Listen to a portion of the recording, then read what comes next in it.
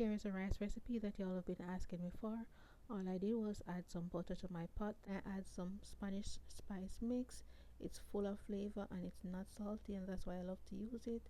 And I'm gonna go ahead and add just a pinch of sazon for extra color. Next I'm gonna add my rice. After adding the rice, I'm gonna go ahead and add my water. The water depending on how soft you want your rice or how shelly you want it. I'm gonna give it about an inch and a half above the rice. Next I add some dried parsley, some scallion, thyme, and I added a piece of scotch bonnet pepper. I usually use a green pepper, but I don't have any, so I'm gonna go ahead and use this orange habanero, and then I add a little salt for added taste.